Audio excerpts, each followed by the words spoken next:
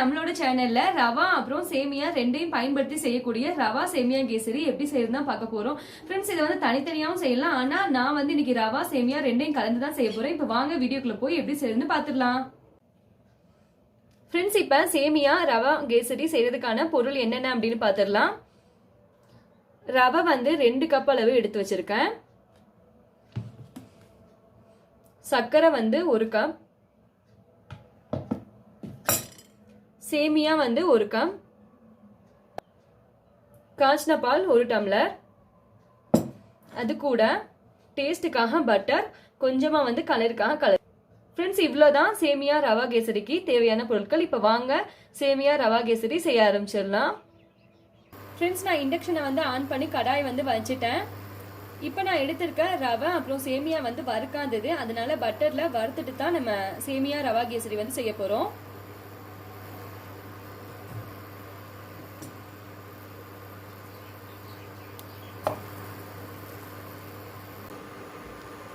Friends இப்போ butter வந்து melt ஆயிருச்சு. நம்ம ரவையை வந்து சேர்த்துடலாம்.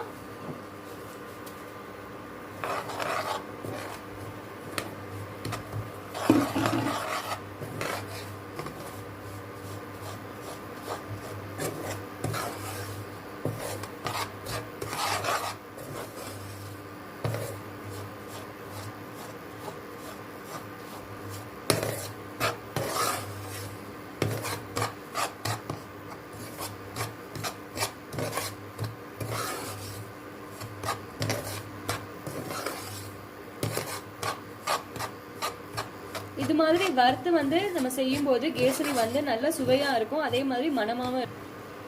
இப்ப இதே ஸ்டேஜ்லயே நம்ம சேமியாவே வந்து இது கூட சேர்த்துடலாம்.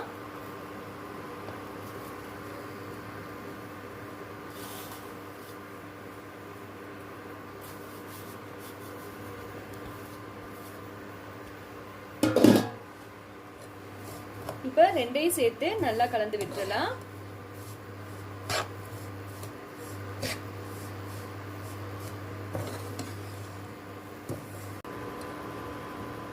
ஃப்ரெண்ட்ஸ் பாருங்க, இப்ப சேமியா ரவை இதோட கலவை வந்து நல்லாவே வறுபட்டுருச்சு. இந்த ஸ்டேஜ்ல காய்ச்சி ஆற வச்சிருக்கிற பாலை வந்து கொஞ்சம் கொஞ்சமா சேர்த்து கலரி விட்டுறலாம்.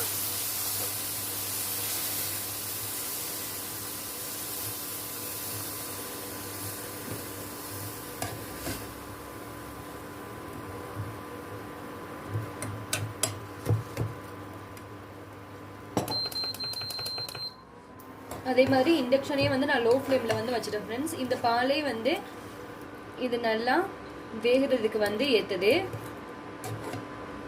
ஃப்ரெண்ட்ஸ் பால் சேர்த்ததுக்கு அப்புறமா ஃப்ரெண்ட்ஸ் நான் வந்து ஒரே ஒரு டம்ளர் பால் தான் வந்து சேர்த்தேன்.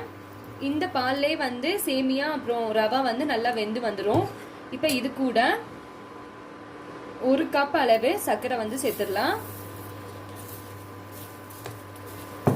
சர்க்கரை எல்லாம் சேர்க்கும் போது அடுப்பை வந்து லோ ஃப்ளேம்ல வச்சுக்கோங்க, ஏன்னா சர்க்கரையுமே வந்து மெல்ட் ஆகும். இப்போ இந்த ஸ்டேஜ்லயே கலருக்காக நம்ம எடுத்து வச்சிருக்க கலர் பவுடரும் வந்து சேர்த்துடலாம்.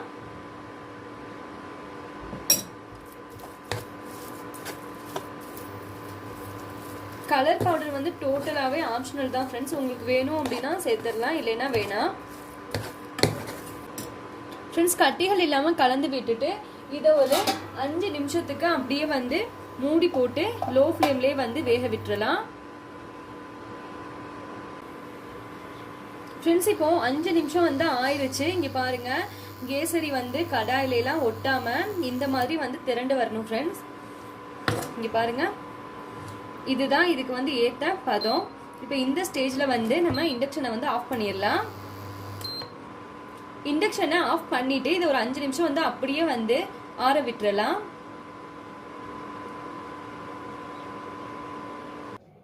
ஃப்ரெண்ட்ஸ் இப்போ 5 நிமிஷம் ஆயிடுச்சு. ஃப்ரெண்ட்ஸ் நான் வந்து கையில் வந்து ஆயில் தடவி இருக்கேன். ஆயில் தடவிட்டு இதை வந்து நமக்கு வேணுங்கிற ஷேப்பில் வந்து நம்ம உருண்டை பிடிச்சிடலாம். நான் வந்து இன்னைக்கு பால் ஷேப்பில் வந்து கேசரினா எப்போவுமே சதுரமாக தான் நம்ம வந்து கட் பண்ணி எடுப்போம். ஆனால் இன்னைக்கு நான் சரி ஒரு டிஃப்ரெண்டா இருக்கட்டுமே, லட்டு ஷேப்ல உருண்டை பண்ணி எடுக்க போறேன். லட்டு ஷேப்ல வந்து ஷேப் பண்ணி எடுத்திருக்கேன். இப்போ இதை வந்து இது வந்து ரவை ஃப்ரெண்ட்ஸ். ரவையில் வந்து இந்த மாதிரி கோட் பண்ணி எடுத்துடலாம். பார்க்கவும் அழகா இருக்கும்.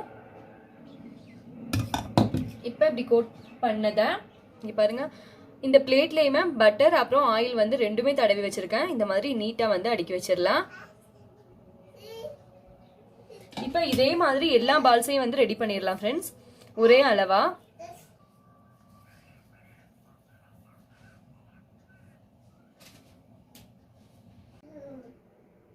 ஃப்ரெண்ட்ஸ் ஃபைனலாக சேமியா கேசரி பால்ஸ் இதோ இந்த மாதிரி தான் பெர்ஃபெக்டாக வந்துருந்துச்சு.